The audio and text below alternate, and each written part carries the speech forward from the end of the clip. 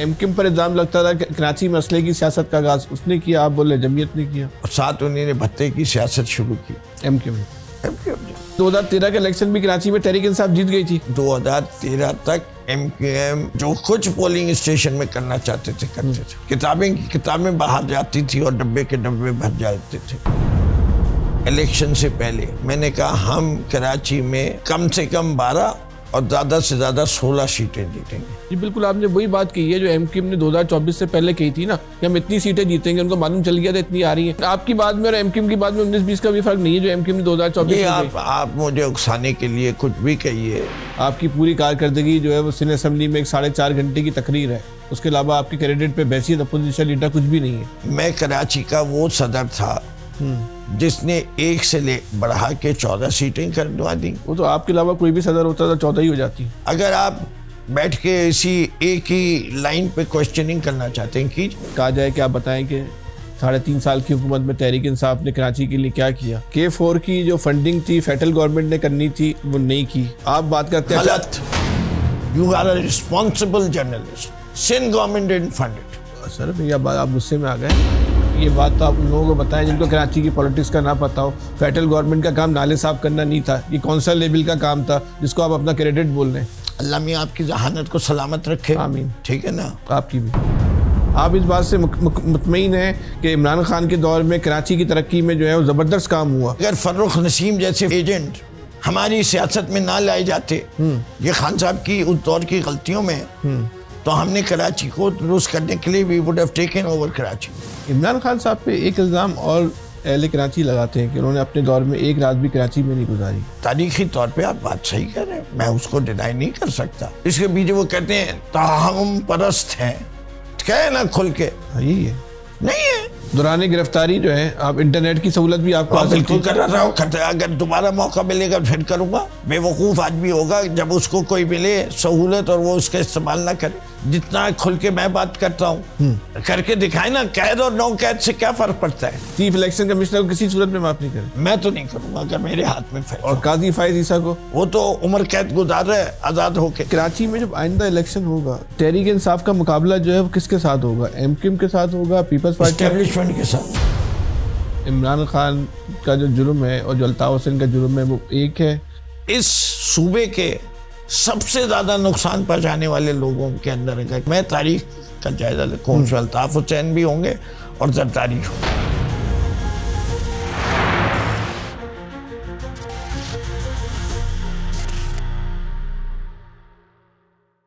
औज़ुबिल्लाहिमिनश्शैतानिर्रजीम बिस्मिल्लाहिर्रहमानिर्रहीम। आज हमारी पावर कास्ट में हमारे साथ मौजूद हैं तहरीक इंसाफ के बानी रहनुमा सिंध असेंबली के साबिक़ अपोजिशन लीडर फिरदौस शमीम नफ़ी साहब। अस्सलाम वालेकुम साहब, कैसी है आपकी? अल्हम्दुलिल्लाह। बिल्कुल एक रिवायती सवाल से आगाज़ करते हैं, सियासत का आगाज़ कैसे किया? मैं आपको वो वाला जवाब देता हूँ जो उर्फ़ आम में कीड़ा था, और ये कीड़ा मुझे मैट्रिक में डिस्कवर हुआ था। अच्छा। तो मैं जब मैट्रिक में था उस वक्त से सियासत कर रहा हूँ। तो उस वक्त स्टूडेंट पॉलिटिक्स में? उस वक्त स्टूडेंट पॉलिटिक्स, DJ, NED। तो कौन सी तलबा तंजीम से ताल्लुक था? DJ में तो सोसाइटी ऑफ इंडिपेंडेंट स्टूडेंट्स थी, और NED में आके प्रोग्रेसिव स्टूडेंट फ्रंट हो गई। ओके। हमें ये शर्फ हासिल है कि हमने जमात इस्लामी के जमीयत के इस्लामी जमीयत तलबा के जो एक सिलसिले से कराची यूनिवर्सिटी और NED और डॉ मेडिकल कॉलेजेस प्रीमियर इंस्टीट्यूशंस कब्जा था उसको तोड़ा आपने। उसके बाद से जब से सियासत में आए, और उस वक्त फिर हमने लगातार 4-5 साल जब तक मैं स्टूडेंट रहा, सरदार रहीम आए, मुस्तफ़ैन काज़मी आए, रशीद पटेल आए हमारे यहाँ, मैं था, खत्री था, मुबशिर था, सरदार हनीफ थे। तो ज़माने में यहाँ सरदार रहीम कराची यूनिवर्सिटी के भी होते थे सेम पीरियड। उस ज़माने में कराची यूनिवर्सिटी में क्लाशनकोव पहुँच गई थी।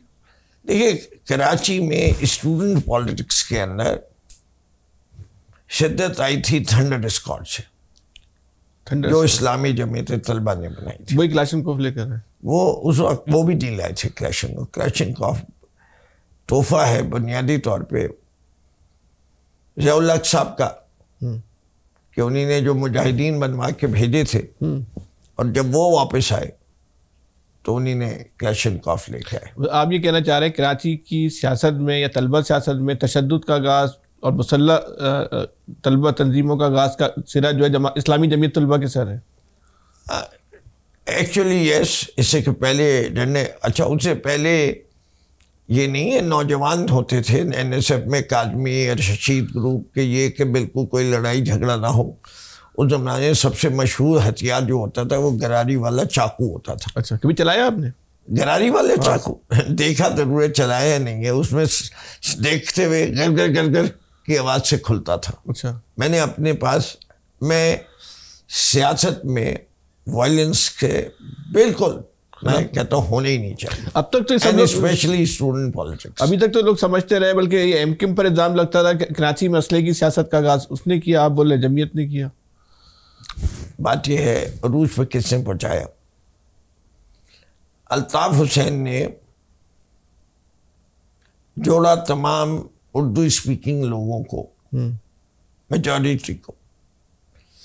उसमें ज़्यादा लोग जो टूट के गए उनकी जमात में, उनका ताल्लुक इस्लामी जमीयत तलबा से था। ठीक है। इससे कि जो लेफ्ट थी वो सुर्खे थे, सुर्खे तो एशिया सुर्ख है, माओ के पीछे चलने वाले, वो लसानियत की बात नहीं करते थे। ठीक है। तो इसलिए ये MKM ने अपनी तंजीमी सलाहियतों को और जो उस तरह से यूनिट और सेक्टर कमांडर बनाए और उन्होंने एक इलेक्टोरल फेस अलहदा कर दिया पार्टी का और ऑर्गेनाइजेशनल फेस अलहदा कर दिया। तो उन्होंने साथ उन्होंने भत्ते की सियासत शुरू की MKM ने। देखिए, मैं क्योंकि बॉर्न इन कराची हूँ और देखें, अभी आपसे भत्ता लिया, इतना बड़ा कारोबार है आपका। हाँ, बहुत दफ़ा देने पड़े, ये नहीं है। अच्छा। लेकिन देखिए, भत्ता छोटा मोटा जो चलता था वो कहलाते थे दादागिरी। ओके। हर उस मोहल्ले में उनकी दादागिरी है। क्या करते थे, चाय पानी के पैसे लेने आ जाते थे। आप उनको ईद पर केक वेक भेज दीजिए, ज़रा उनकी इज्जत हो, जब आए कोई छोटा मोटा काम कहें वो कर दीजिए। ये थी बदमाशी। MKM से पहले नहीं, दादागिरी जो पहले थी, प्री MKM। MKM में तो बाकायदा जो है वो महाना बाजा। अच्छा। इतने चाहिए। नहीं, आपसे भी मांगा? मुझसे तो नहीं मांग सकते थे, जैसे कि मैं इतनों को जानता था। हाँ। लेकिन मेरा ताल्लुक हबीब ग्रुप से था। अच्छा। और हबीब ग्रुप जितनी थी फैक्ट्रियाँ, तो मेरे पास, क्योंकि मैं डायरेक्टर लेवल पे था, सीनियर डायरेक्टर था, तो खबरें भी आती थीं और फिर हमने बाकायदा उनका सालाना माहाना जुर्माना भर दिया। अच्छा। तो ये है, नाम नहीं लूँगा, इससे कि वो लोग अभी भी एक्टिव सियासत में हैं। अच्छा। और जो शख्स देता था वो मर चुका है, तो अच्छा। मेरा गवाह नहीं है। मेरे पास इल्म जरूर था, इसे कि क्योंकि मैं बचपन आप ये कहना चाह रहे हैं कि आपसे नहीं मांगा, लेकिन सुनी सुनाई बात है, मैंने सुना है कि अच्छा। मैंने आपसे क्या कहा, मेरा ताल्लुक था हबीब ग्रुप से। अच्छा, चले आगे चलते। 2013 से शुरू करते हैं। 2013 के इलेक्शन में कराची में क्या हुआ था? देखिए, कराची ने बुनियादी तौर पे वोट दिया 2013 में। किसको वोट दिया? PTI के ने फैसला ये किया हमने MQM जो कहती थी कि ये शहर हमारा है, कि हमने डेंट डालना है। उसके लिए हमने ख़ास तौर पे एक सीट को अपने लिए चुना कि हम ये हराएंगे। डिफेंस वाली आरिफ अलवी MNA पे थे। सबसे ज़्यादा काम असल में किया था समर अली खान ने, जो MPA थे। खुर्रम शेर रमान थे। तो हमने कहा हम इस सीट के ऊपर कंसंट्रेट करेंगे, और हमने उसी के ऊपर किया। बाकी शहर पे भी किया, लेकिन खुसूसी मैं इलेक्शन नहीं लड़ा। अच्छा, टिकट नहीं मिला आपको? वहाँ टिकट तो बाएं हाथ का खेल था। अच्छा। मैंने कहा मैं मैनेज करूंगा ये आपको यकीन ही नहीं था कि वोट पड़ेंगे? नहीं। अच्छा। मैं तो कह रहा हूँ मुझे इतना यकीन था, मैंने कहा ये मैं उन लोगों में से था, मैंने कहा मैं ये इलेक्शन जितवाऊंगा।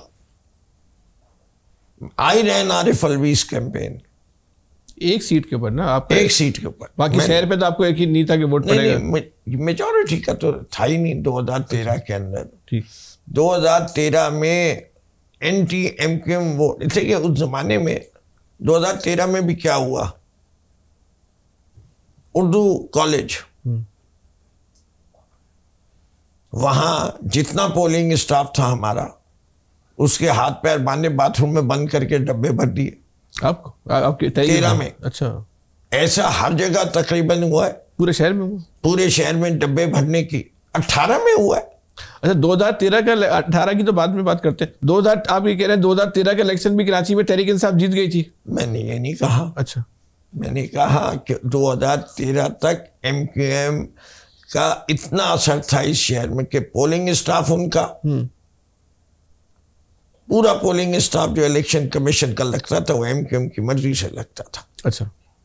तो वो जो कुछ पोलिंग स्टेशन में करना चाहते थे करते थे। किताबें की किताबें बाहर जाती थी और डब्बे के डब्बे भर जाते थे। अच्छा।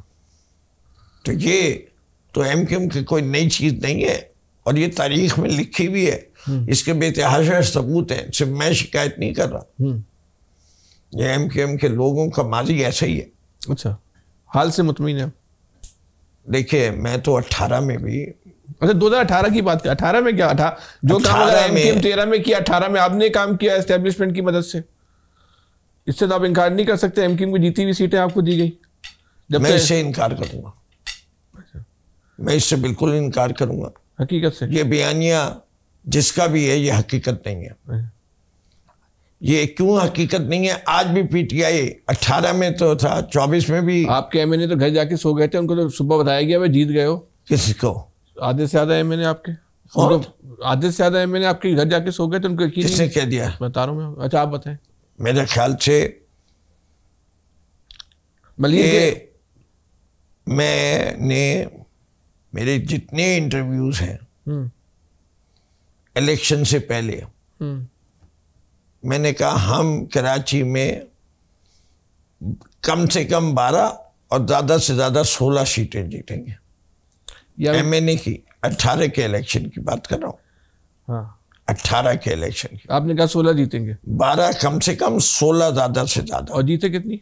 14 जीते जी। बिल्कुल आपने वही बात की है जो एमक्यूएम ने 2024 से पहले कही थी ना कि हम इतनी सीटें जीतेंगे। उनको मालूम चल गया था इतनी आ रही है, आपको भी मालूम चल गया था इतनी आ रही है, आपने कह दिया। ऐसे नहीं है, वो नहीं है। आपकी बात में और एमक्यूएम की बात में 19-20 का भी फर्क नहीं है जो एमक्यूएम ने 2024 में। आप मुझे उकसाने के लिए कुछ भी कहिए, मैं जो सच है वो सच कहता रहूंगा। अच्छा, आप असेसमेंट देखिए ना मीडिया की।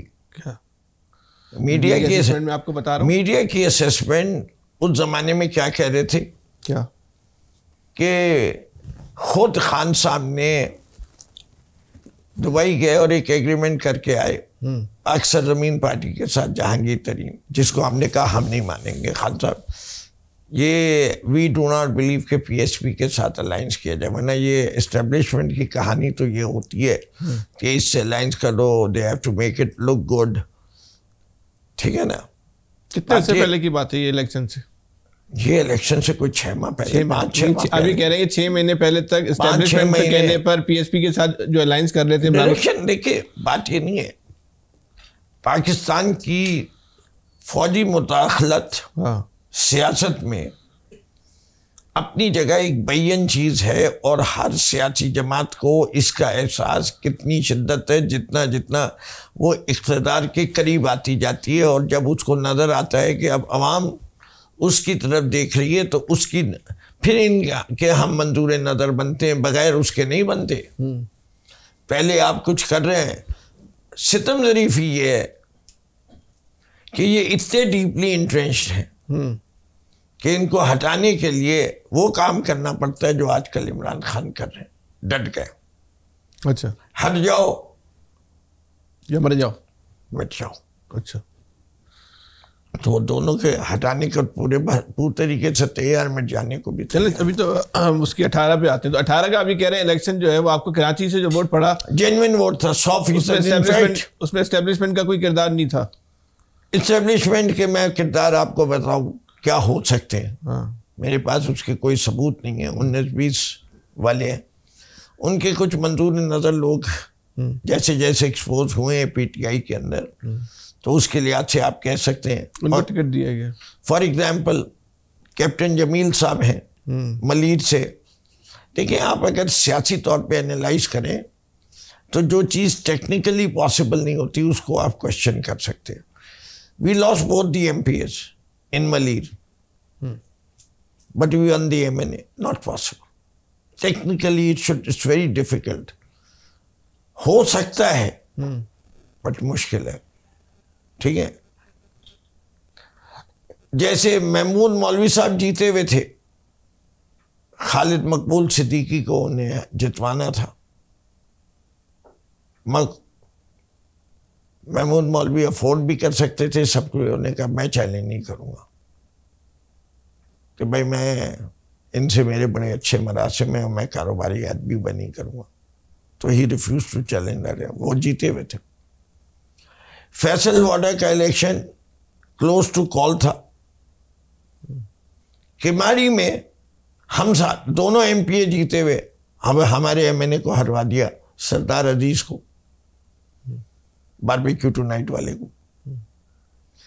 तो एस्टेब्लिशमेंट अपनी जगह कुछ ना कुछ खेलती है, लेकिन हमारा ख्याल 2018 तक ये था कि एस्टेब्लिशमेंट अपनी जेब में 10,000 वोट लेके घूमती है। दे भी देती है पर्चियों में शक्ल में, देती तो नहीं है पर्चियों की शक्ल में, पहले से डाल देना। नहीं, उनके इन्फ्लुएंसर्स हैं, कुछ ये है, it's a mixture, it is not one thing. एक चीज़ होती है पकड़ी जाती है, इसलिए जो लोग सियासत कर रहे हैं और मैं नहीं हूँ, तो फिर मैं अपने एहतियाती तदाबीर में इसका तदारुक कर लूँगा। फॉर एग्जाम्पल, एक ज़माने में मशहूर था कि खाली वोट लेके आ जाओ और साइकिल बना लो, ये था। तो हमने अपने तमाम लोगों से कह दिया कि ये नहीं होना। तो आपने ख़ास तौर पे देखना है कि जो भी है ये ख़वातीन का ज़रिया है। अभी ये 2018 के इलेक्शन के बाद आप सिंध असेंबली में अपोजिशन लीडर बने जी, और फिर आपको हटा के एक नए आने वाले को अपोजिशन लीडर बना दिया गया जी। तो वो पार्टी का फैसला था या किसी और का फैसला था? और ये आपके साथ पार्टी ने जाती नहीं की थी कि बानी रुकन को हटा के बिल्कुल एक नौवारिद को जो अपोजिशन लीडर बनाया गया? दिल दुखा था आपका? नहीं, देखिए, मेरा दिल नहीं दुखता सियासत में, पहली चीज़ तो। इससे अगर दिल दुखा होता तो मैं पहले भागने वालों में हो जाता था या घर छोड़ देता है इस उम्र में, कैंसर के बाद खड़ा नहीं होता जिस तरह खड़ा हूँ। जैसे कि अब तो किसी को शक नहीं है कि मेरी उम्र अब 71 साल हो गई है। सेहत के भी हालात कोई बहुत ज़्यादा अच्छे नहीं है। अगर मैं रिटायरमेंट भी ले लूँ सियासत से, आज भी ले लूँ, तो कोई ये नहीं कहेगा कि मैं गद्दार हूँ या मैंने पार्टी के साथ दिया। लेकिन नहीं, मैं खड़ा हूँ। इससे कि मैं जो PTI ज्वाइन की थी वो I am not a fan club of Imran Khan, I am an ideologist. इस पार्टी का आइन लिखा है आपने? जी, आप देख लीजिए, पहला दूसरा सारे आइन पे मेरा नाम है, हामिद खान के साथ हम लोगों का। इसकी चार्टर हमने बनाया है। फिर कोर कमेटी का मेंबर मैं डे 1 से हूं, अभी भी हूं। ये जो पोजीशंस हैं, they don't make you great. The position did not add anything to me, I may have added something to the position. लेकिन I don't believe in this कि आदमी को ओहदे सीख करने चाहिए। आपको हटाया तो गया था ना? जी, मुझे हटाया गया था या नहीं? मुझे हटाया नहीं गया था। मैंने एक मसले के ऊपर खुद रिजाइन किया था, इसलिए कि खबरें बड़ी चल गई थी कि मैंने जो सुई गैस के सामने बयान दिया उसकी वजह से मुझे हटाया जा रहा है। कहते हैं कि आपने उस दौरान जो है तहरीक इंसाफ को मजबूत करने के लिए कभी कोई कोशिश नहीं की, अंदरूनी सिंध का कोई दौरा नहीं किया, कराची में तंजीमी तौर पे आप फाल नहीं रहे, आपकी पूरी कारकर्दगी जो है वो सिंध असम्बली में एक 4.5 घंटे की तकरीर है, उसके अलावा आपके कैंडिडेट पे बैसियत अपोजिशन लीडर कुछ भी नहीं है। मेरे ख्याल से सबसे बड़ी बात तो जो मैं समझता हूँ कि मैं कराची का वो सदर था जिसने 1 से बढ़ा के 14 सीटें करवा दी और 28 MP कराची से जीते। वो तो आपके अलावा कोई भी सदर होता था 14 ही हो जाती है। ये आपका ख्याल है, मैं अब आपको क्या कहूँ कि आप के इसके अंदर हकीकत नहीं है। ठीक, अगर आप बैठ के इसी एक ही लाइन पे क्वेश्चनिंग करना चाहते हैं कीजिए, मुझे तो कोई इतराज नहीं है। I will keep on denying because this is not reality. ये फिरदौस भाई, एक 2018 में जो है आपको एक बहुत बड़ा तहरीक इंसाफ को मैंडेट मिला, हम आप मानते हैं, ठीक है, लेकिन उस पर अहले कराची को भी तहरीक इंसाफ से शिकवा है कि इस मैंडेट के बावजूद तहरीक इंसाफ के लिए कराची ने कुछ नहीं किया सिवाय एक नून लीग के प्रोजेक्ट पर अपने नाम की तख्ती लगा दी। आप अगर आपसे कहा जाए कि आप बताएं कि 3.5 साल की हुकूमत में तहरीक इंसाफ ने कराची के लिए क्या किया? जी देखिए, पहली चीज जो आईनी तरमीम आ गई थी, 18वीं आईनी तरमीम, जिसमें डेवोल्यूशन ऑफ पावर हो गया था, उसके बाद जिन जिन सब्जेक्ट्स के बारे में इतराज होता था उसमें फेडरल गवर्नमेंट कुछ कर नहीं सकती थी। एक पानी, कराची वाटर सीवरेज बोर्ड किसके अंडर? सिंध गवर्नमेंट के। सर नहीं, ऐसा नहीं सर। देखिए मैं आपको बताता हूँ, K4 की जो फंडिंग थी फेडरल गवर्नमेंट ने करनी थी, वो नहीं की। आप बात करते हैं गलत। Please get your facts right. You are a responsible journalist. मेरी बात सुन, I am saying you are wrong. Even PMLN had funded its portion fully. Sindh government didn't fund it. इस पे तो मैं आपसे इस पे चैलेंज करता हूँ, दूसरा पॉडकास्ट रख लीजिएगा इसके बाद। आपका ये फैक्ट बिल्कुल गलत है। इस पे तो सर मेरी बात, आप गुस्से में आ गए। जी नहीं, मैं गुस्सा बिल्कुल नहीं आया। अच्छा, मैं सच को जब कोई झुटलाएगा। मेरी बात तो सुन लिया आप। नहीं सुन तो, मैं आपको इस दफा के बजट में भी जो है ना, इस दफा के बजट के पहले आप बात कीजिए। हाँ मैं कर रहा हूँ। पहले मैं आपको तारीख बताता हूँ, अगर गलत बताऊँ तो ये तो इस पे तो मैंने PhD की भी है, पानी के मसले पे।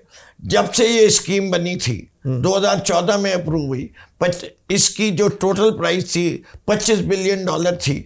12.5 बिलियन जो थे फेडरल गवर्नमेंट ने दे दिए थे, सिंध गवर्नमेंट का नहीं आया कंट्रीब्यूशन। जब हम 2018 में आए तो this was already in problem. क्या प्रॉब्लम थी? डिज़ाइन ख़राब था। डिज़ाइन को सही करने के लिए नेस्पाक को इन्वॉल्व किया गया। नेस्पाक ने जो रिपोर्ट दी और ये कहा गया कि फेडरल वर्क ऑर्गेनाइजेशन ने एवेल्युएशन नहीं की हुई थी, इसकी कॉस्ट बढ़ा के पूरी स्कीम की 125 बिलियन हो गई। उस वक्त जब NDMA का पैकेज बना तो हमने इस पैकेज को 2 हिस्सों में बंटवाया। एक था मेन पानी कराची लाने के, उसकी जिम्मेदारी फेडरल गवर्नमेंट ने ली, और जो कराची के अंदर डिस्ट्रीब्यूशन की जिम्मेदारी थी वो सिंध गवर्नमेंट को दी। हमने वो जिम्मेदारी लेने के बाद वापडा को इंचार्ज बनाया। वापडा ने दोबारा रीडिज़ाइन वेट करवा के कॉन्ट्रैक्ट भी दे दिया, और ये सितंबर 2023 में स्कीम मुकम्मल होनी थी और उसके लिए पैसे दिए गए। किससे? स्कीम के तहत वो 1100 अरब का फेमस पैकेज के अंदर, जिसमें फेडरल गवर्नमेंट ने 3 साल में कराची के अंदर 675 अरब रुपए लगाने थे। उसके अंदर बल्क ऑफ द पैसा जो था, जो वाटर सप्लाई का हिस्सा हुआ था, वो PTI ने कमिट किया था। असद उमर ने गवर्नमेंट रिमूव होने से पहले प्रोग्रेस रिपोर्ट जो हुई और उसकी बाकायदा पूरे मीडिया में कवरेज हुई और ये कहा गया कि हाँ, project is on course, it will be completed. I am making a request to do it 1 month before, so that 14 अगस्त को हो जाए। ये आपके पूरे अखबारों में हर जगह ये मिलेगा। अब इतनी आसान सी बात बता दें। अब एक चीज और, इसी तरीके से S4 का पैकेज है। S4 का पैकेज कब से चल रहा है? आज भी शहर कराची के अंदर, आज भी शहर कराची का पानी बगैर ट्रीटमेंट के 1% भी नहीं ट्रीट होता, खुले समंदर में डाला जा रहा है। उसका ताल्लुक किससे? उसमें तो फेडरल गवर्नमेंट का कोई हिस्सा नहीं था। मैं तो आपसे एक सवाल पूछ रहा हूँ कि आप मुझे बता दें कि K4 में फेडरल गवर्नमेंट के हिस्से के जितने पैसे थे, उसमें से आपने अपने दौर में कितने खर्च किए? हमारे दौर में 175। अच्छा, 175 रुपये आपने उसको रिलीज किया? तो सिर्फ कंसल्टेंसी और उसका था, और उसकी जो उस वक्त तक तखमीना था मुकम्मल करने का, उसका 75% हमने खर्च कर दिया था। यानी टोटल स्कीम 175 अरब की थी, उसका 75% जो हमारे उसमें आया था वो हुआ था। पूरे सिंध गवर्नमेंट उस वक्त यही बात करती रही कि हम अपने इससे कि हमने पैसे दे दिए, फेडरल गवर्नमेंट से पैसे नहीं आगे आते हैं इस पे। नहीं, ये आप कह रहे हैं ना, you will have to give me the proofs. I challenge you and I challenge Sindh government. I challenge, give me the proofs. मैं अपॉलॉजी करूंगा इसी कमरे में या आपके दफ्तर में आके, and if you can't provide me the proof then you will apologize। नहीं, मैं आपको बिल्कुल प्रूफ दूंगा। दूसरी तरफ आ जाएं आप, चलिए आगे चले, मेगा प्रोजेक्ट पर आ जाएं। आप मुझे बता दें कि इमरान खान के दौर में कराची में कोई मेगा प्रोजेक्ट आया, कोई NHA का प्रोजेक्ट आया, कोई कम्युनिकेशन का कोई प्रोजेक्ट आया? कराची का सबसे बड़ा मसला क्या था? किसका? और ये 1100 अरब रुपए का पैकेज कैसे आया? अच्छा, 1100 अरब में से पैकेज में भी बताएं कितने खर्च किया आपने? नहीं, पहली चीज तो ये आपको तारीख बताई मुझे, अगर आप इतनी बात करें मैं आपको बता सकता हूँ कि 1100 अरब का हमारी भरपूर कोशिश थी कि हम सिंध गवर्नमेंट से प्रोजेक्ट दे दें। सिंध गवर्नमेंट देती नहीं, वो कहते पैसे दे दें। हमने कब पैसे नहीं देंगे, ठीक है। कराची में बारिशें हुई, बारिशों की वजह से तो नाले साफ किया आपने जी, नाले साफ किया आपने फेडरल गवर्नमेंट ने जी, बाकायदा वहां से NDA में आई। नहीं, आपको तय, हमने कहा कि हम NDA के जरिए कराची के अंदर इमरजेंसी लगा के we will take over Karachi. उसके ऊपर कोर कमांडर साहब भी घुस गए और मुराद अली शाह साहब भी घुस गए और वहां एक मसला खड़ा हो गया। तो एज अ कॉम्प्रोमाइज ये हुआ कि जी इसको NDA में मैनेज करेगी और इसमें प्रोजेक्ट्स डिवाइड हो जाएंगे। कुछ प्रोजेक्ट्स जो है वो फेडरल गवर्नमेंट करेगी और कुछ प्रोजेक्ट्स जो है वो प्रोविंशियल प्रोविंशियल गवर्नमेंट करेगी। और वो 1100 का पैकेज बना जो गवर्नर हाउस में ऐलान हुआ, जिसके आज सबसे बड़ा जो प्रॉब्लम थी वो कराची के अंदर पानी का, वो जो बारिश का पानी और उसकी निकासी थी। सिर्फ नाले साफ ही नहीं किए, नालों को ट्रेन भी किया। ट्रेन करना है, उसकी दीवारें बनी, उसके अंदर से पूरा कचरा साफ किया, टनों कचरा निकला, मिलियंस ऑफ टन। ये बात तो आप उन लोगों को बताएं जिनको कराची की पॉलिटिक्स का ना पता हो। फेडरल गवर्नमेंट का काम नाले साफ करना नहीं था, ये कौंसल लेवल का काम था जिसको आप अपना क्रेडिट बोल रहे हैं। सरकार अल्लाह मियां आपकी जहानत को सलामत रखे, आमीन, ठीक है ना, आपकी भी। अगर लोकल गवर्नमेंट का ताल्लुक था तो बड़ी नालायक सिंध गवर्नमेंट थी, इसमें तो बड़ी नालायक लोकल गवर्नमेंट थी इसमें कोई कि इस शहर की ना सड़क बनती है ना इसका नाला साफ होता है। अब नाले साफ कर लो भाई। जब एक गुनाह इतना ज्यादा बढ़ जाता है कि अरबों खरबों रुपए की जरूरत हो तो कौन सी कौंसिल के पास इतने पैसे हैं? अच्छा, अब आप नहीं, आप सिर्फ sake for the sake of argument, वो हमारी उर्दू में कहते हैं तिकतिकाने की कोशिश कर लो भाई। मैं तो नहीं इससे अपसेट होता, कर लीजिए आप जो है, जो तहरीक इंसाफ की कराची की लीडरशिप है, आप उसकी लीडरशिप है, आप इस बात से मुतमईन हैं कि इमरान खान के दौर में कराची की तरक्की में जो है वो ज़बरदस्त काम हुआ, आइडियल काम हुआ, मॉडल काम हुआ? नहीं, मैं बिल्कुल मुतमईन नहीं हूँ, इस लिहाज से कि मैं ये समझता हूँ कि अगर फर्रुख नसीम जैसे एजेंट हमारी सियासत में ना लाए जाते, ये खान साहब की उस दौर की गलतियों में, तो हमने कराची को दुरुस्त करने के लिए we would have taken over Karachi. मतलब फर्रुख नसीम की वजह से जो है कराची में तरक्याती काम नहीं करा सके आप? नहीं, इससे के बाद के वो हमेशा खान साहब को कहते रहते थे कि ये फाइनेंशियल इमरजेंसी नहीं लगाई जा सकती और टेक ओवर नहीं किया जा सकता, ये वजह थी। अच्छा, अगर चले इसको इस सवाल को यूं ले लेते हैं, अगर फर्रुख नसीम साहब नहीं होते तो आप कराची में क्या क्या काम करवा लेते? देखिए, पहली चीज ये है कि हमारी प्रायोरिटी के अंदर कराची की सबसे ज्यादा जरूरत क्या थी? Basic necessities and infrastructure. Basic necessity में water, next sewerage, third mass transit, ठीक है, चौथा इंफ्रास्ट्रक्चर के अंदर रोड एंड विच में गार्बेज कलेक्शन। ये चीजें हो जाती करके इंशाल्लाह जाते।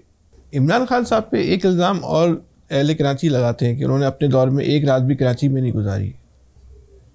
देखिए, एक चीज थी कि खान साहब ने एक रात गुजारी या ना गुजारी, ये कोई म्याद नहीं है किसी चीज का। तारीखी तौर पे आप बात सही कर रहे हैं, मैं उसको डिनाई नहीं कर सकता, लेकिन as a prime minister was it a requirement that he should spend a night in Karachi? ये वो चीजें हैं जो प्ले अप की जाती हैं टू क्रिएट एन ऑरा। इसके पीछे क्या चीज है? इसके पीछे वो कहते हैं ताहम परस्त हैं, क्या है ना खुल के, यही है। नहीं है, ऐसा नहीं है, ऐसा कोई नहीं है। फिर वो मसरूफियत की वजह से वापस चले जाते थे अपनी, जो भी उनकी वो जाती हो, बीवी की ख्वाहिश हो, मेरी बीवी, मैं वजीर आजम हूँ, मेरी बीवी ख्वाहिश करे कि भाई रात तुम यहीं अपने घर पे आया करो, आ जाऊंगा। अच्छा, इसमें कौन सी बात है? ठीक है। इमरान खान के जो आखिरी अयाम थे, जो वज़ीर आज़म थे, उसमें आप उनके करीब थे, आप बताएंगे क्या चल रहा था प्राइम मिनिस्टर हाउस में, किस मुशावरती अमल में आप शरीक थे, आपको अंदाज़ा हो गया था कि क्या कुछ होने वाला है? और ये जो इस सवाल का अगला हिस्सा जो आप समझते थे कि आपके मुखालफत की जिस इंतहा पर गए, आपके पास ऐसी कोई कैलकुलेशन थी कि इसी इंतहा पर जाएंगे? देखिए, ये तो बड़ी वाज़ेह हो गई थी कि बाजवा साहब का केस आया था। बाजवा साहब को खान साहब का मसला यह है एक्सटेंशन दे या ना दे। पहले रिसीविंग स्टार्ट बिफोर 2018 में जो नंबर्स थे, हमने हुकूमत शुरू की तो उसके अंदर ये बात आई कि अपोजिशन बन जाए तो बेहतर है, हुकूमत ना ले। उसमें ऊपर पूरी पार्टी मुत्तफिक थी सही कि लोगों की हमसे उम्मीद है, हम उनकी उम्मीद पे पानी नहीं फेर सकते, मुश्किल हालात सही माइनॉरिटी गवर्नमेंट बनाएंगे, ठीक है। और माइनॉरिटी गवर्नमेंट बनाने के लिए फिर आपके पास चॉइसेस क्या रहती थी? ऑब्वियसली हमारी मेन ऑपोजिशन PMLN PPP थी, उसके बाद सीटों के लिहाज से MQM थी, तो खान साहब ने MQM से हाथ मिलाया, तो ये हुकूमत बनाई गई उस वक्त। अब जो बाजवा साहब ने का दौर के अंदर एक्सटेंशन आई, इससे कि जो इमरान खान का सबसे बड़ा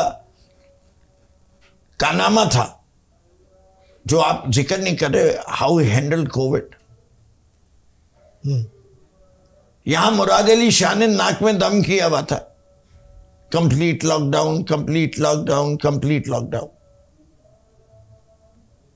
इस्लामाबाद में मीटिंग हुई, ऑब्वियसली सारी दुनिया में कंप्लीट लॉकडाउन की बात हो रही थी, पार्टी के अंदर भी ज़्यादा लोग जो थे कंप्लीट लॉकडाउन की बात हो। खान साहब ने 2-3 सवाल पूछे और उसके बाद हम सब लेट गए। उन्हें पूछा पाकिस्तान में कितने लोग ऐसे हैं जो सतह गुर्बत से नीचे, और कितने लोग ऐसे हैं जो रोज़ाना कमाते हैं और रोज़ाना खाते हैं। तो वो नंबर जो एग्री हुआ वो 40% आबादी इज अफेक्टेड। उस वक्त 22 करोड़ लोग थे। उन्होंने कहा 8 करोड़ 80 लाख लोगों को खाना पहुंचाने का सिस्टम बना दो, सीमलेस, मैं कंप्लीट लॉकडाउन लगा दूंगा। एक दूसरा कि हमने मैपिंग की है, 85% of the country there is no covid. अच्छा, गांव वगैरह में तो नहीं था। अगर फिजिकल एरिया की बात करें, पॉपुलेशन वाइज यस, तो let's work on an alternate. अगर हमने कंप्लीट लॉकडाउन लगाया तो लॉकडाउन की वजह से लोग भूखे मर जाएंगे, कोविड की वजह से नहीं मरेंगे। और उस दिन से जो है स्मार्ट लॉकडाउन की टर्म, उसके बाद Pakistan was ranked in the top 2-3 nations of the world in dealing with covid. Great achievement driven by a single individual. And then जो कुछ असद उमर आदमी ने मिलके काम किया वो भी था, और उसके ऊपर जो सीमलेस सिस्टम सानिया निश्तर ने बनाया, एहसास कैश प्रोग्राम, आज तक इतने चार्जेस लग रहे हैं, सब कुछ लग रहा है। कोई एक आदमी कह सकता है कि जी जो पैसों का डिस्ट्रीब्यूशन का सिस्टम था वो खराब है, एप्रिशिएटेड, ठीक है। पाकिस्तान को टूरिज्म की डेस्टिनेशन नंबर 1 बनवाने में बिलियन ट्री सुनामी। कितने टूरिस्ट का इजाफा हुआ इमरान खान के दौर में? जी, इमरान खान के दौर में कितने टूरिस्ट का इजाफा हुआ? जी, मुझे ये पता है कि इमरान खान ने ये किया कि उसने तमाम जो मेजर टूरिस्ट ऑपरेटर्स थे जो नॉन दुनिया में थे उनको पाकिस्तान लेके आए, उनको पाकिस्तान के सीनिक मकामात दिखाए, और उसके बाद उन लोगों ने कॉन्स्टेंटली 2 साल के लिए बाकायदा कहते रहे कि if there is a place to visit it's Pakistan. That's how we became tourist destination number 1. I didn't see number of tourist. वो करवाने में बिलियन ट्री सुनामी, खुद ब्रिटेन का प्राइम मिनिस्टर कहता है कि I will like to adopt what Imran Khan had done, और कितने और मुल्कों ने उसके बाद किया है. वो इमरान खान का पीरियड टोटल कितना है, उसके अंदर पुलवामा, उसके अंदर कोविड के 20 माह, और उसके बावजूद कंटिन्यूअस 2 years 6% ग्रोथ. दिखा दो, दिखा दो. पाकिस्तान की तारीख में दिखा दें कि 20-25 साल में तो नहीं हुआ ये 2 years in a row. ठीक है, ठीक. ये मैं वो सारी फिगर चैलेंज के. फिर रेमिटेंसेस किस तेजी से बढ़वाई. रोशन पाकिस्तान प्रोग्राम जिसके तहत आया, कितने पैसे आए रोशन पाकिस्तान उसमें? उसके अंदर रोशन पाकिस्तान में $8 बिलियन आए, और जो रेमिटेंसेस आपकी 14-15 बिलियन पे घूम रही थी वो $24 बिलियन पे ले गए. आपने अपनी इंपोर्ट्स जो बढ़ाई हुई थी उनको घटाया. PMLN के दौर में जो जरदारी के दौर की एक्सपोर्ट थी वही थी, बढ़ी नहीं.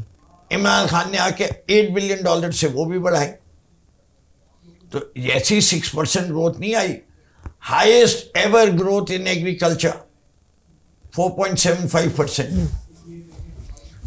In the last year 9.35% growth in large scale manufacturing. खुद वो तो रिपोर्ट आई है after we had left the government. सही है.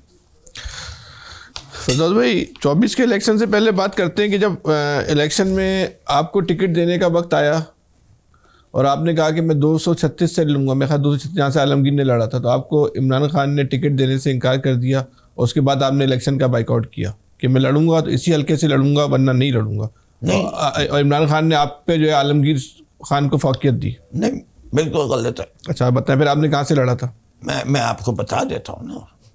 देखिए, मैंने अपने कागजात नामजदगी 2 जगह से दाखिल किए थे. एक 236 और एक अंचोली वाले सीट से जिसे मियां असलम लड़ते थे. मैं MPA कहाँ का था? इस इलाके का, 236 का. ठीक है. आलमगीर डिस्क्वालीफाई हो गए थे. ठीक. और जब वो डिस्क्वालीफाई हो गए तो मुझसे कहा गया कि आप दोनों पे लड़ लें. मैं कहा मैं 2 सीटों पे नहीं लड़ूंगा, this against the party policy. तो मैंने अपने कागजात नामजदगी अंचोली वाली सीट से 251 था नंबर, अगर विड्रॉ की, तो मैं रह गया 1 सीट के ऊपर. 236 पे. जो कोई भी हमारी पार्टी में उस वक्त था, खान साहब जेल में थे,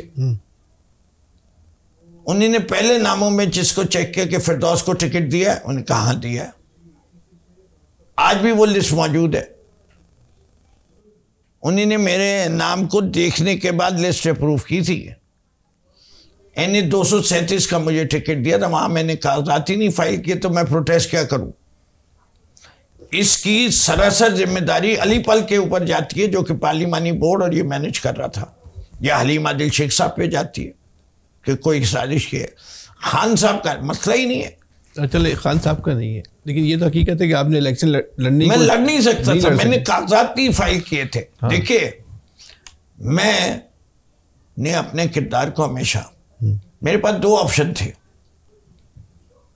कि जब टिकट अवार्ड हो गया 236 में आलमगीर का, तो मैं खड़ा रहूं. मैं खड़ा रहा, मुझे 728 वोट भी पड़े. मैं खड़ा रहा पार्टी के हुक्म पे एज अ कवरिंग कैंडिडेट, खड़ा रहा. लेकिन मैंने स्टेटमेंट दी, वीडियो रिकॉर्डिंग दी, सब कुछ दिया कि मैं जो हूं वो कैंडिडेट नहीं हूं और कवरिंग हूं. ये क्या, इसका कोई हैसियत ही नहीं है सीटों की जिस जद्दोजहद से हम गुजर रहे हैं, आइडियोलॉजिकल वर्कर. हमें पाकिस्तान बनाना है, हमने अपने आप को कोई देखना है. जब पाकिस्तान में, ठीक हो गया। तहरीक इंसाफ वाले जो है ना आप पे एक इल्ज़ाम लगाते हैं, तहरीक इंसाफ के अपने लोग, कि आपको जो है वो, जैसे उसको इस तरह करने से आपने कहा था कि सियासत में कीड़ा था, तो मेरे ख्याल कीड़ा कहीं और से वो लोग कंट्रोल हो रहा है। नहीं, आप साहब क्या है, वो इल्ज़ाम लगाते हैं कि मैं फौज के साथ कॉम्प्रोमाइज हूँ। सीधी सीधी बात करें ना। उसकी दलीलें भी देते हैं। उसकी दलील देते हैं कि मैं घर में बैठ के कैसे रहा। हाँ, अरे वो खातून रहनुमा जो है वो जेल में। अरे भाई देखिए, one I care two hoots about it, because मेरा दिल मुतमईन है, मुझे कुछ चाहिए नहीं। अच्छा। तो और मेरे उसके बाद के भी बयानात और उस ज़माने के भी बयानात, ये एक तारीखी हकीकत है जो मैं कर नहीं सकता। जो लोगों ने मुझे देखा, मेरा 40 किलो वजन मैंने फौज के कहने पे कम कर लिया। मेरे आज भी मुंह में थूक नहीं बनता, मेरा खाना आज भी स्पेशल बनता है, मेरे मुंह में दांत नहीं है, सारे जल गए रेडियोथेरेपी की वजह से। मैं इंसानी जिस्म को जो मैक्सिमम कीमोथेरेपी और रेडियोथेरेपी का डोज मिलता है, और पूरा मेडिकल बोर्ड बैठा था, कितने डॉक्टरों का, 12 डॉक्टरों का। उन्हीं ने ये फैसला किया कि यह शख्स मर जाएगा, इससे कि इसको अगर नहीं शिफ्ट किया गया to his home environment he will not live. इसलिए मुझे शिफ्ट किया गया था, और जब एक दफ़ा आ गया, मैंने पूरा जेल मैनुअल रटा हुआ है। आज भी आपको मैं जेल मैनुअल जब मैं पढ़ता था वो अब मंगवा के दिखा सकता हूँ, एक एक सफ़ा में। There are no rules in Pakistan about people living in sub jail as a house. और क्या मैं पहला सियासी कैदी हूँ तारीख में जिसको सब जेल बनाया गया? नहीं। तो जब वो मेरे घर वालों को इंटरनेट बंद कर सकते थे, नहीं कर सकते थे टेक्निक। और अगर इंटरनेट मेरे घर वालों का अवेलेबल, तो मैं बेवकूफ़ हूँ कि मैं इस्तेमाल नहीं करूँ। और अगर मैं इंटरनेट इस्तेमाल कर सकता हूँ और आप मेरा जूम पे इंटरव्यू लेना चाहें, तो मेरे ऊपर तो सिर्फ एक पाबंदी थी सब जेल में, मैं घर छोड़ के बाहर नहीं जा सकता था। वो मैंने नहीं तोड़ी, ना मुझे किया गया। उसके लिए भी आप देखिए, मैं एक सैयद घराने का अहले तशी हूँ, मुझे मजालिस में नहीं जाने दे रहे थे। बाकायदा मैंने इसके ऊपर पॉडकास्ट की, बाकायदा जूम पे बयानात रिकॉर्डिंग अपनी दी। उसके बाद मुझे 9 और 10 मुहर्रम को जाने दिया सिर्फ। अच्छा। 1-2 मजालिस में, जुलूस में, उसमें भी नहीं जाने दी। दौरान गिरफ्तारी जो है आप इंटरनेट भी इस्तेमाल कर रहे थे? दौरान गिरफ्तारी जो है आप इंटरनेट की सहूलत भी आपको हासिल बिल्कुल कर रहा था। अगर दोबारा मौका मिलेगा फिर करूंगा। और मजालिस में भी जा रहे थे? मजालिस में सिर्फ जो गया हूँ वो इसमें गया हूँ 9-10 को। और इंटरव्यू, जूम पे इंटरव्यू वगैरह भी दे रहे? बिल्कुल देता था, बाकायदे दिन में 3-3 देता था। लेकिन जितने मौका मिलता था मैं कंप्यूटर के जरिए लिखता भी था, और अपने ट्विटर को भी इस्तेमाल करता था, फेसबुक भी इस्तेमाल करता था। ये कैसी जेल थी? ये कैसी? सिंध गवर्नमेंट से पूछिए, जेल मैनुअल में कुछ नहीं है, मुझे नहीं रोकता जब सब जेल बन जाता है। अगर बेवकूफ़ आदमी होगा जब उसको कोई मिले सहूलत और वो उसका इस्तेमाल ना करे। ठीक हो गया सर। लेकिन क्या फर्क पड़ता है?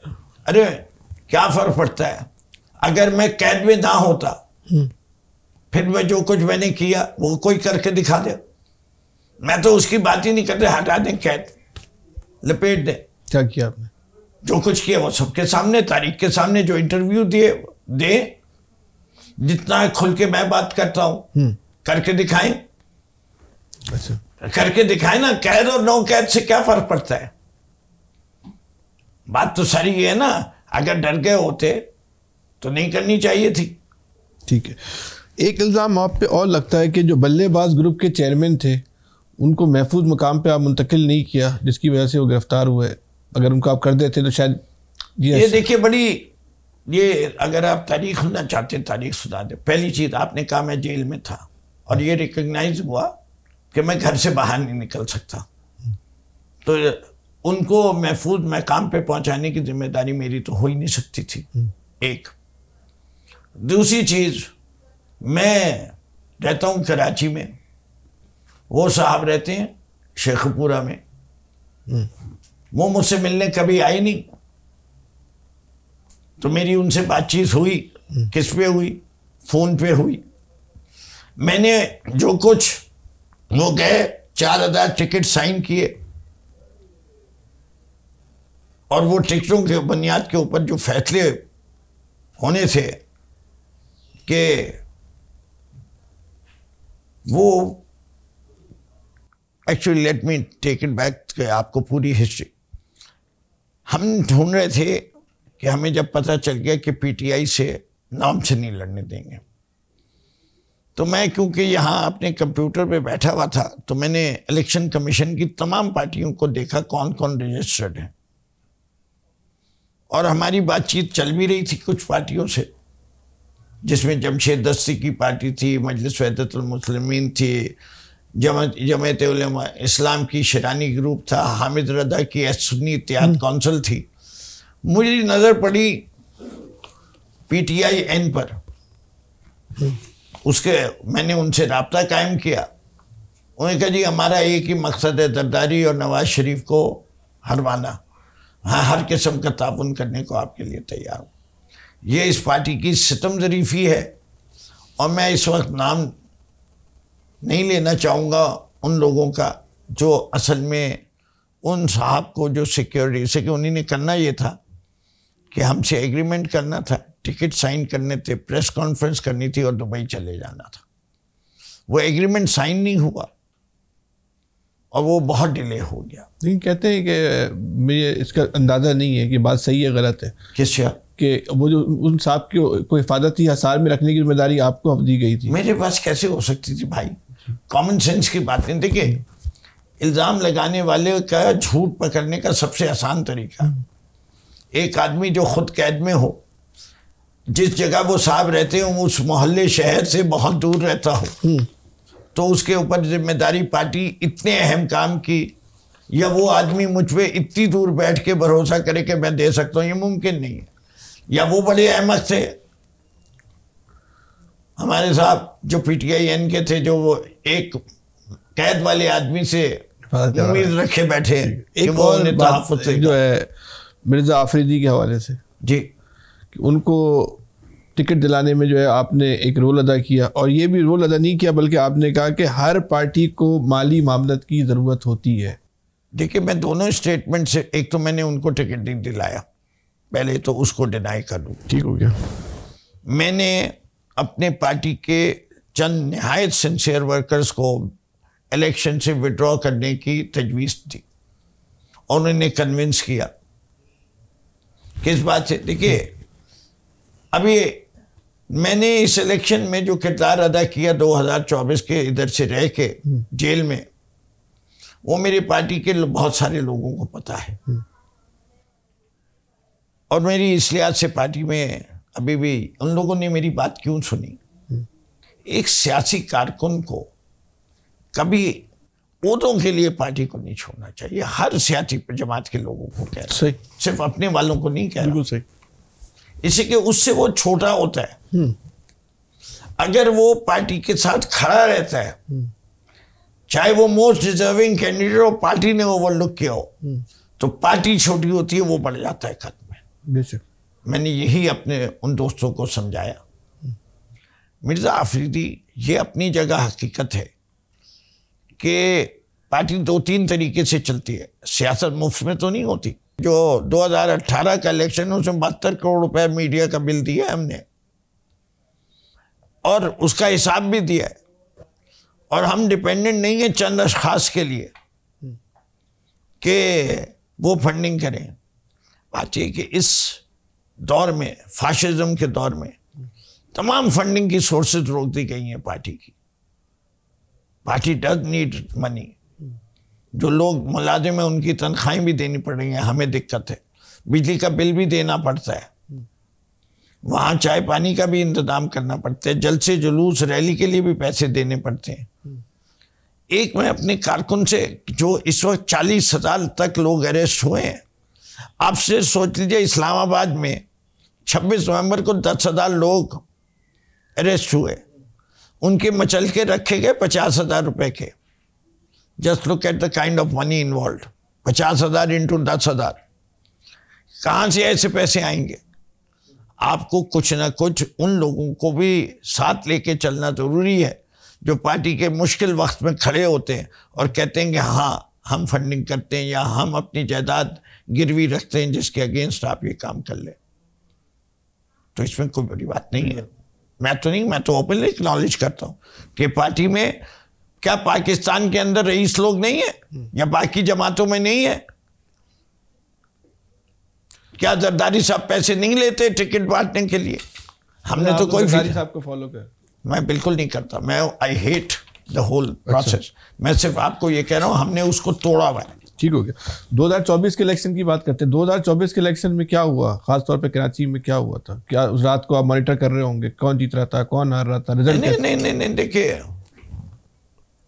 आई am an engineer, you know that. Statistics is something which we learn in engineering.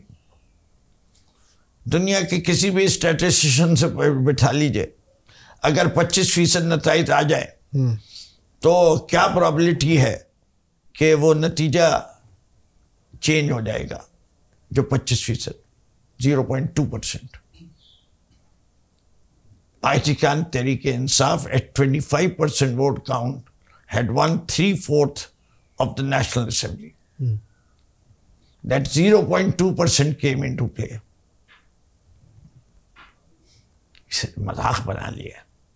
जिस तरीके से एक मुजरिम, आइन तोड़ने वाला इलेक्शन कमिश्नर ऑफ पाकिस्तान, जिसने 90 दिन के इलेक्शन की ना केपी असेंबली की पूरी की, ना पंजाब की असेंबली की पूरी की, ना कौमी असेंबली की, जिसने पूरा सेंसस एक अनकॉन्स्टिट्यूशनल बॉडी से अप्रूव कराया, because council of common interest की इलेक्टेड चीफ मिनिस्टर चेंज कर सकते थे।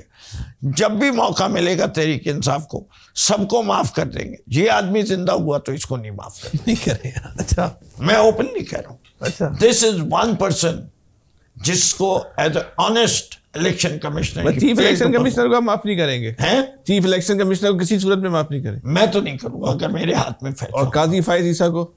काजी फायज ईसा को तो जले अपनी आग में जल ही रहे आज भी। अच्छा, वो कैसे? जलते रहे। काजी तेरी जिंदगी शर्मिंदगी शर्मिंदगी, बस वही काफी है। अच्छा, वो तो उम्र कैद गुजार रहा है आजाद होके। तो अब थोड़ा सा पार्टी की तंजीम के, अली जजी साहब, इमरान इस्माइल साहब, असद उमर साहब, आफ्ताब अहमद खान साहब, ये सब इमरान खान के करीब समझे जाते थे, लेकिन बहुत ही मामूली नौइयत के दबाव पर जो है ना, ये पार्टी से जो है ना वो अलग हो गए, वफादारी उन्होंने तब्दील कर ली।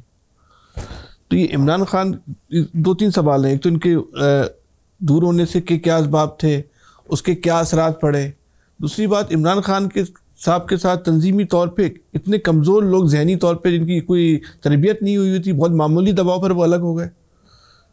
देखिए, मैं, आप किसी चीज़ को मामूली कहते हैं, खैर वो इतनी मामूली हो नहीं। सही बात ये है, जिस हद तक पाकिस्तान के इदारे गिरे हैं, उसकी मिसाल आदम स्वाति की बेगम साहिबा की वीडियो जिस पे वो फूट फूट के रोए हैं। इसी के इन लोगों के जो भी गुफ्तगू होती है, असद उमर ने तो बड़े क्लियर कह दिया था कि ही फेल्ट, वो बहुत पहले से कह रहे थे कि वो सेक्रेटरी जनरलशिप भी छोड़ना चाह रहे हैं, उनके कुछ हेल्थ इश्यूज भी थे, सब कुछ थे, और उनका he has his own point of view. उनका ख्याल ये था कि फौज से लड़के जीत नहीं सकते, तो ही डिसाइडेड एट दैट टाइम कि मैं खान साहब को नहीं छोड़ा। मैं आज भी पीटीआई का सपोर्टर हूँ, लेकिन मैं इलेक्शन नहीं लड़ूंगा।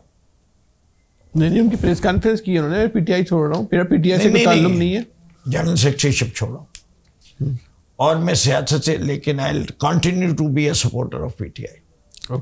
That's what he said. Ali Zaidi, Imran Ismail दोनों अपनी गलतियों का इतराफ़ कर चुके हैं। आफ्ताब को मेरे ख्याल से खान साहब ने कहा, उसकी वजह है कि वो शौकत खान हम बना रहे हैं, ये बात सही है मेरे ख्याल से। ठीक हो गया। देखिए ऑब्वियसली ये बात कह के मैं आफ्ताब को अब फंसा दूँ तो मैं ज्यादती कर रहा हूँ। नहीं, बस तो एक तहरीक इंसाफ ने 2024 में साबित किया कि उसके पास एक बहुत बड़ा वोट बैंक है। शायद पाकिस्तान की तारीख में कभी किसी पार्टी ने वोट ना ली हो, रिजल्ट कुछ भी आया हो, लेकिन वो आवाम को सड़क पे लाने में नाकाम रही। मेरे ख्याल से ये भी जो कह रहा है वो नहीं। अभी आपने इसी इंटरव्यू के दौरान अपने स्टेटमेंट दो दे रहे हैं, जो जर्नलिस्ट का कमाल है। जब हम कहते हैं कि हमारी तंजीम ने इलेक्शन जिताया तो आपने कहा अवाम ने जिताया, और अवाम निकली आपके लिए, तो अवाम तो निकली। अवाम हमेशा हर मुल्क में, तंजीम वाले तो पीछे डील कर रहे थे ना। नहीं, तंजीम का तो कोई किरदार ही नहीं है। अवाम तो निकली, अवाम तो निकली। इमरान खान ने क्या नारा दिया, जुल्म का बदला वोट से। अवाम तो आई वोट देने। देखिए, एक बड़ा अच्छा इंटरेस्टिंग आर्टिकल है, हार्वर्ड से निकला है, the revolution, demography of revolutions. उसके अंदर वो कहते हैं कि पुरअमन तहरीकें जो हैं वो कामयाब होती हैं, तशद्दुद वाली नहीं होती।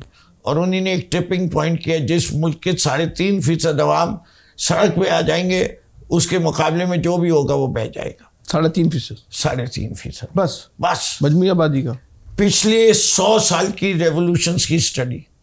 अच्छा, इंटरनेशनल, नॉट सब कॉन्टिनेंट, इंटरनेशनल। ओके, तो फिर हम ये मान सकते हैं कि तहरीक इंसाफ 3.5% अवाम भी सड़क पे नहीं ला सकी एक वक्त में। अभी तक तो नहीं निकाले, जैसे निकाल लेंगे कामयाब हो जाए। आप समझते हैं कि इमरान खान को डील कर लेनी चाहिए? डील कर लेनी चाहिए इमरान खान को? मैं समझता हूँ बिल्कुल नहीं करनी चाहिए। मुझे ख्याल से फील्ड मार्शल को डील कर लेनी चाहिए इमरान खान से। अच्छा, फर्क है दोनों में। देखिए, पहले ये जरूरी हिस्सा, पाकिस्तान तरक्की नहीं कर सकता जब तक सियासी इस्तेकाम ना हो। जब तक सियासी इस्तेकाम नहीं होगा, इस मुल्क के इन्वेस्टमेंट नहीं आएगा। इन्वेस्टमेंट में नहीं आएगा, तरक्की नहीं होगी। ये तहरीक मुख्तसर जवाब दे, तहरीक इंसाफ पे अच्छा वक्त कब आएगा? तहरीक इंसाफ का सबसे अच्छा वक्त है ये इस वक्त जो चल रहा है, तहरीक इंसाफ का सबसे अच्छा वक्त चल रहा है। बिल्कुल, मैक्सिमम पॉपुलैरिटी। मेजरमेंट क्या है किसी का, पार्टी के? अच्छा, मेरे नजदीक तो अवाम में पजीराई 3/4 अक्सरियत जीती, और इस वक्त उसका लीडर 85% पॉपुलैरिटी पे। ठीक है। अच्छा, एक बात जो है, कराची में जब आइंदा इलेक्शन होगा, मैं कराची के इसलिए पूछ रहा हूँ कि आप कराची से आपका ताल्लुक है, तो तहरीक इंसाफ का मुकाबला जो है वो किसके साथ होगा? एमक्यूएम के साथ होगा, पीपल्स पार्टी, एस्टेब्लिशमेंट के साथ, या हाफिज नईम के साथ? एस्टेब्लिशमेंट, हाफिज नईम भी वही है। अच्छा, एस्टेब्लिशमेंट के। आपके ख्याल से ये कोई मुमकिन है कि लोकल बॉडीज इलेक्शन जीत जाए इतना, और नेशनल प्रोविंशियल ना जीत पाए? नहीं, वो तो कह रहे हैं हमारे साथ हुआ है। जो हुआ है, सबके साथ हुआ है। मैं तो एक चीज़ जानता हूँ कि वैसे अगर पीटीआई के बाद किसी पार्टी के पास पॉपुलैरिटी है, वो जमात इस्लामी है। अच्छा, और एमक्यूएम के पास? एमक्यूएम तो तारीख का हिस्सा हो गई, और तारीख का हिस्सा हुई है। तारीख का हिस्सा हो गई? नहीं, बड़ी उनकी तारीख भी तारीख होगी। उनका बानी उन्हें गालियां दे रहा है। अच्छा, इससे ज्यादा और तारीखी क्या होगी? अच्छा, तो आप समझते, उनका बानी कह रहे हैं कि पीटीआई को वोट दो।